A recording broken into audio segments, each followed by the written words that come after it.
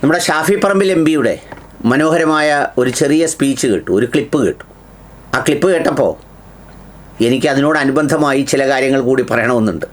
അദ്ദേഹത്തിൻ്റെ ക്ലിപ്പ് പ്രതിപാദിച്ചത് ഒരു വളരെ നമ്മൾ ആലോചിക്കേണ്ട, ശ്രദ്ധിക്കേണ്ട ഒരു ഫോക്കസിൽ തന്നെയാണ്. ഞാൻ മനസ്സിലാക്കുന്നത് ഏതോ കുട്ടികളുടെ മെറിറ്റ് അവാർഡിലോ അതുപോലെയുള്ള കുട്ടികളുടെ പ്രോത്സാഹന പരിപാടിയിലോ ആണ് ഷാഫി പറമ്പിൽ ഈ കഥ പറഞ്ഞത്. ആ കഥയൊന്ന് കേൾക്കാം. ഇന്നലെ രാത്രി നിങ്ങളൊരു കളി കണ്ടാണ്. ഞാൻ ജീവിതത്തിൽ ഒരു ടീമും തോറ്റിട്ട് ഇങ്ങനെ ചിരിക്കുന്നത് ഞാൻ കണ്ടിട്ടില്ല. ഒരു ടീമും തോറ്റിട്ട് ഇങ്ങനെ ചിരിക്കുന്നത് ഞാൻ കണ്ടിട്ടില്ലായിരുന്നു. ഇന്നലെ കുറസാവോ എന്ന് പറയുന്ന ഒരു കൊച്ചു ദ്വീപ് ജർമ്മനിയോട് കളിക്കുന്നതിന് വേൾഡ് കപ്പിന്റെ വിഷൽ ഉണ്ടായിരുന്നു. അവർ തോറ്റത് 7-1. 7-1 തോൽക്കുന്നതിന് മുമ്പ് അവരുടെ ഹാഫ് ടൈം ഉണ്ടായിരുന്നു. ഇന്റർവെല്ലിന്റെ സമയത്ത് അവർ ഡഗ് ഔട്ടിലേക്ക് പോയി, ഡ്രസ്സിംഗ് റൂമിലേക്ക് പോയി തിരിച്ചു വരുന്ന ദൃശ്യം കണ്ട അവരൊരു പിക്നിക്കിന് വരുന്നത് പോലെയാണ് തോന്നുന്നത്. പിക്നിക്കിന് വരുന്നത് പോലെ കുറസാവോ ടീമിലെ ഫുട്ബോൾ അംഗങ്ങൾ ഗ്രൗണ്ടിലേക്ക് വെക്കുക. ജർമ്മനിയെ പോലുള്ള ഒരു അധികായന്മാരെ നേരിട്ടിട്ട് 3-1 അവർ പുറകിലാണ്. അവരടിച്ച ആ ഒരു ഗോളിന്റെ സന്തോഷം ജർമ്മനി അടിച്ച 7 ഗോളും തൂക്കി നോക്കിയാലും കിട്ടാത്ത തരത്തിൽ കുറസാവോ ദ്വീപിലെ ആ ആളുകളുടെ ഫുട്ബോൾ പ്രേമികളെ ആ ഗ്രൗണ്ടിൽ ലൊക്കേറ്റ് ചെയ്യുന്നത് അതിനേക്കാൾ ബുദ്ധിമുട്ടായിരുന്നു. ലോകത്തിന്റെ മാപ്പിൽ ഈ ദ്വീപ് എവിടെയാണ്, കരീബിയൻ കടലുകളിലുള്ള ഈ ദ്വീപ് എവിടെയാണെന്ന് കണ്ടെത്താൻ. അത്ര ചെറിയ ഒരു സ്ഥലം, 444 സ്ക്വയർ കിലോമീറ്റർ മാത്രമുള്ള സ്ഥലം. അവിടുത്തെ പോപ്പുലേഷൻ എത്രയെന്ന് അറിയോ? അവിടുത്തെ പോപ്പുലേഷൻ 1,60,000 ആളുകൾ. വോട്ടർമാരല്ല, അവിടുത്തെ താലൂക്കിലെ പോപ്പുലേഷൻ അല്ല, അവിടുത്തെ മുനിസിപ്പാലിറ്റിയിലെ പോപ്പുലേഷൻ അല്ല, ആ കോൺസ്റ്റിറ്റ്യുവൻസിയിലെ പോപ്പുലേഷൻ അല്ല, അവിടുത്തെ പോപ്പുലേഷൻ ആ രാജ്യത്തിന്റെ പോപ്പുലേഷനാണ്. ഒരു ഡച്ച് കോളനി ആയിരുന്ന ഒരു സ്ഥലത്ത് രാജഭരണത്തിന്റെ കീഴിലായിരുന്ന ഒരു കൊച്ചു കോളനി ലോകകപ്പിൽ 48 രാജ്യങ്ങൾ തെരഞ്ഞെടുക്കപ്പെട്ട ഒരു സ്ഥലത്തേക്ക് കടന്നു വന്ന് ജർമ്മനിയോട് മത്സരിച്ച് ജർമ്മനി ആദ്യം അടിച്ച ഗോളിന് ഒരു ഗോൾ തിരിച്ചടിച്ച് അവർ ആ ക്രൗഡിനും ലോകത്തിനും നൽകുന്ന ഒരു സന്ദേശമുണ്ട്. ഞാൻ ആവർത്തിച്ച് പറയുന്നു, ജോഗ്രഫിക്കൽ കൺഫൈൻമെന്റിന്റെ കാലമല്ല. മലപ്പുറത്ത് നിന്നോ തമനൂരിൽ നിന്നോ പോത്തുകലിൽ നിന്നോ ഏത് ഗ്രാമാന്തരങ്ങളിൽ നിന്നും നിങ്ങളുടെ കഴിവിനോട് നീതി പുലർത്താൻ നിങ്ങൾ തയ്യാറായാൽ, നിങ്ങളുടെ അംബീഷനെ, നിങ്ങളുടെ ഡ്രീമിനെ പ്ലാൻ ആക്കി അതിന് വർക്ക് ചെയ്യാൻ നിങ്ങൾ തയ്യാറായാൽ, നിങ്ങൾ കമ്മിറ്റഡ് ആയാൽ, നിങ്ങൾ പാഷനേറ്റ് ആയാൽ, നിങ്ങൾ വീണുപോയാൽ അവിടെ നിന്ന് എഴുന്നേറ്റ് നടക്കുമെന്ന് ഉറച്ചു തീരുമാനിച്ചാൽ, ഞാൻ ഉറപ്പ് പറയുന്നു, നാളെ തവനൂരിന്റെ മേൽവിലാസം ആരെന്ന ചോദ്യത്തിന്റെ ഉത്തരമാണ് എന്റെ മുന്നിലിരിക്കുന്ന ഓരോരുത്തരും എന്നുള്ളത് ഈ സദസ്സ് നമ്മളോട് ഉറച്ചു പറയുന്നുണ്ട്. ഇതാണ് ഈ വിഷയത്തിൽ അദ്ദേഹം പറഞ്ഞ പോയിന്റ്. വളരെ കൃത്യമാണ്. അതിനി കൂടുതൽ വിശദീകരണത്തിൻ്റെ ആവശ്യമില്ല. എനിക്കതിനോട് ചേർത്ത് 2-3 പോയിന്റുകൾ അഡീഷണലായി പറയാനുണ്ട്.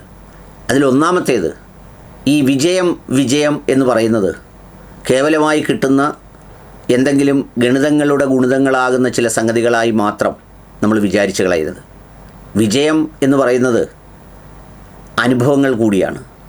ആ അനുഭവങ്ങൾ അത്രമേൽ നമുക്ക് സ്വായത്തമാക്കാൻ പറ്റിയിട്ടുണ്ടെങ്കിൽ ആ അനുഭവങ്ങളുടെ ഒരു തിരിച്ചറിവും ഉൾക്കൊള്ളലും ഒരു പ്രധാനപ്പെട്ട കാര്യമാണ്.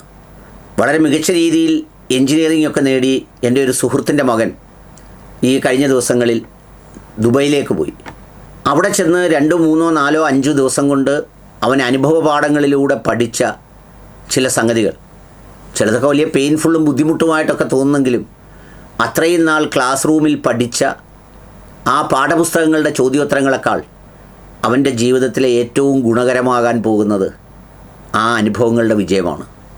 ആ അനുഭവങ്ങൾ വിജയിക്കുന്നത് നല്ല അനുഭവമാണെങ്കിലും ആ വിജയത്തിനേക്കാൾ 10 മടങ്ങ് നല്ല അനുഭവമാണ് പരാജയത്തിൻ്റെ തിരിച്ചറിവിൽ നിന്ന് പടവെട്ടി മുന്നോട്ട് കുതിക്കുന്ന ഒരു പ്രയത്നം. അത് വലിയൊരു അനുഭവമാണ്. അപ്പോൾ അതുകൊണ്ട് കൊറസോവ എന്ന് പറയുന്ന ഈ ചെറിയ രാജ്യം ഫിഫ വേൾഡ് കപ്പിൽ ഫിഫ റാങ്കിങ്ങിൽ പലപ്പോഴും 100-നകത്ത് വന്നിട്ടുണ്ട്. ഡച്ചുകാരുടെ എന്തോ ഒരു കോളനി ആയിരുന്നു.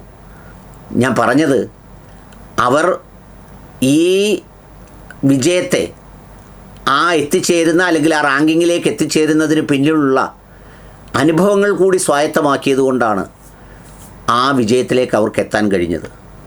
അതാണ് ഒരു പോയിൻ്റ്. അപ്പോൾ അതുകൊണ്ട് വിജയപരാജയങ്ങളെ അങ്ങനെ കേവലം കറുപ്പും വെളുപ്പുമെന്നോ സുഖദുഃഖം എന്നൊക്കെ പറയുന്നതിനേക്കാൾ അനുഭവങ്ങളുടെ ഏടുകൾ വെച്ച് ചേർത്ത് വായിക്കേണ്ടതാണ്. മൂന്നാമത്തെ പോയിൻ്റ് എന്താണെന്നറിയുമോ? വിജയിച്ചവരുടെ കഥയാണ് നമ്മൾ പലപ്പോഴും കേൾക്കുന്നത് അല്ലെങ്കിൽ കേൾക്കാൻ ഇഷ്ടപ്പെടുന്നത്. വിജയത്തിലേക്കുള്ള ഒരു കഥയുണ്ട്, പരാജിതൻ്റെ ഒരു കഥയുണ്ട്. ആ 2 കഥയുമാണ് ഈ വിജയിച്ചവൻ്റെ കഥയേക്കാൾ നമ്മൾ പഠിക്കേണ്ടതും ആഴത്തിൽ മനസ്സിലാക്കേണ്ടതും.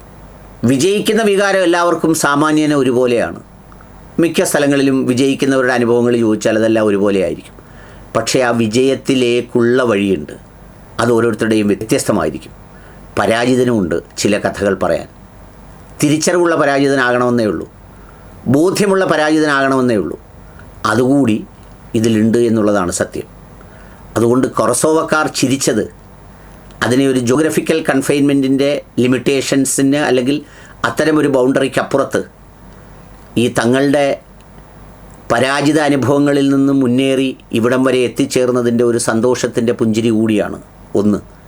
2, വലിയ കരുത്തരായ ടീമിനോട് കളിക്കുമ്പോൾ ഗോളിൻ്റെ എണ്ണത്തിൽ മാത്രമല്ല, ആ ടീമുകളോട് കളിക്കാൻ യോഗ്യത നേടുകയും അതോടൊപ്പം തന്നെ അതിൻ്റെ അനുഭവം ആർജിക്കുന്നതിൻ്റെ സന്തോഷത്തിൻ്റെ തിരിച്ചറിവ് കൂടിയായിരിക്കണം അതിലുണ്ടാവുക.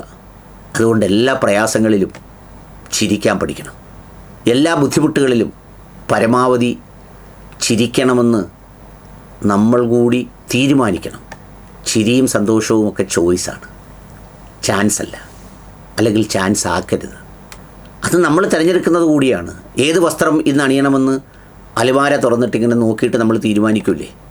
അതുപോലെ തന്നെ എല്ലാ പ്രഭാതത്തിലും ഉണരുമ്പോൾ ഞാൻ എന്തായിരിക്കണം, ഏത് മൂഡിലായിരിക്കണം എന്നുള്ളതിനെ സംബന്ധിച്ചുകൂടി ഒരു നിമിഷം ഒന്ന് ചിന്തിക്കണം. അതിന് വിരുദ്ധമായ പലതുമൊക്കെ സംഭവിച്ചാലും വേഗം അതെല്ലാം പിന്നോട്ട് തള്ളി ആ ആഗ്രഹിച്ച മൂഡിലേക്ക് നമ്മൾ തിരിച്ചു വരണം. അതാണ് വേണ്ടത്.